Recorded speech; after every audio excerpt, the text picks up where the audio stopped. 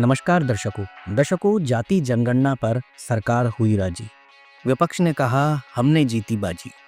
पहलगाम तनाव के बीच मोदी सरकार जातिगत जनगणना करवानी चाह रही है। कैबिनेट ने ये बड़ा फैसला ले लिया है। लंबे समय से विपक्ष द्वारा मांग की जा रही थी कि देश में जातिगत जनगणना करवाई जाए। नेता प्रतिपक्ष राहुल गांधी ने तो इसे चुनावी मुद्दा तक बनाया था।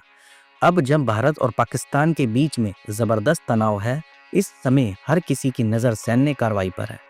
उस बीच जातिगत जनगणना पर फैसला लेकर सरकार ने सभी को हैरान कर दिया। केंद्रीय मंत्री अश्वनी वैष्णव ने कहा कि राजनीतिक मामलों की कैबिनेट समिति ने आज फैसला किया है कि जाति गणना को आगामी जनगणना में शामिल किया जाना चाहिए। अब इस एक फैसले के मायने पड़े हैं। इसे जानकार भी गेम चेंजर मानते हैं। जनगणना के आंकड़े संवेदनशील माने जाते हैं और इनका व्यापक असर होता है। खाद्य सुरक्षा, राष्ट्रीय सामाजिक सहायता कार्यक्रम और निर्वाचन क्षेत्रों का परिसीमन जैसी कई योजनाएं इन पर निर्भर होती है। आंकड़ों का उपयोग सरकारों के साथ उद्योग जगत और शोध संस्थाएं भी करती है। जून 2024 तक भारत दुनिया भर में उन 44 देशों में से एक था जिन्होंने इस दशक में जनगणना नहीं कराई।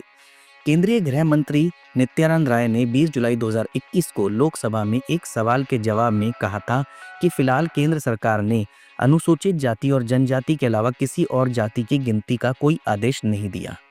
बताना जरूरी होगा कि भारत में जनगणना के उपलब्ध आंकड़ों से यह पता नहीं चलता कि देश में किस जाति के कितने लोग हैं। जनगणना से यह तो पता चलता है कि अनुसूचित जाति और अनुसूचित जनजाति के कितने लोग हैं, लेकिन ओबीसी वर्ग में कितनी जातियां हैं इसका पता नहीं चल पाता। वैसे देश की राजनीति ऐसी रही है कि यहाँ पर एक जमाना ऐसा था जब कई क्षेत्रीय पार्टियों का जन्म ही जातिगत राजनीति के आधार पर हुआ था। यह 1980 का दशक था जब निचली जातियों को सरकारी नौकरियों में आरक्षण देने की बात हुई।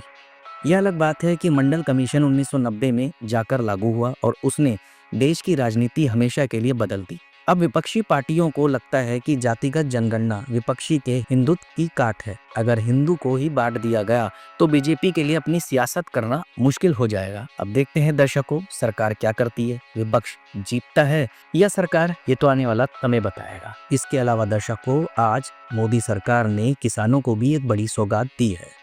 जी हाँ, मोदी सरकार ने गन्ना किसानों को भी एक बड़ी सौगात दी। गन्ने का एफआरपी बढ़ाया गया। केंद्रीय मंत्री अश्वनी वैभव ने कहा कि चीनी सीजन 2025-26 के लिए गन्ने का उचित और लाभकारी मूल्य 355 रुपये प्रति क्विंटल तय किया है। यह बेंचमार्क मूल्य है जिसके नीचे इसे नहीं खरीदा जा सकता।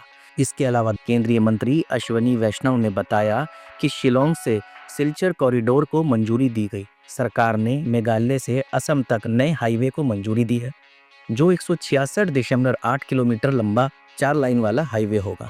केंद्रीय मंत्री अश्वनी वैष्णव ने कहा कि पीएम मोदी के नेतृत्व में कैबिनेट में कई महत्वपूर्ण निर्णय लिए गए। सिलचर से शिलोंग और शिलोंग से सिलचर तक बहुत बड़ी परियोजना हाई स्पीड कॉरिडोर हाईवे जो मेघालय और असम को जोड़ता है, उसे मंजूरी मिली है। इसकी अनुमानित लागत 22.864 करोड़ रुपए है। दर्शकों, भारत और पाकिस्तान के तनाव के बीच में मोदी सरकार ने किसानों को तो बड़ी सौगात दी है, बल्कि शिलांग से सिलचर कॉरिडोर को भी मंजूरी देती है।